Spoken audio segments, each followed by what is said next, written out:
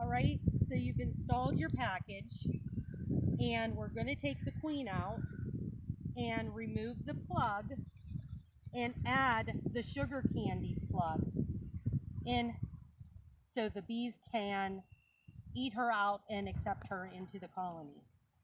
Now, you just take a typical screw. Sometimes it's harder than it looks. But once you get the plug out, you're going to want to put your finger over the hole so the queen cannot escape. And then you stick the plug 50% in, 50% out. So they can eat the candy to release the queen.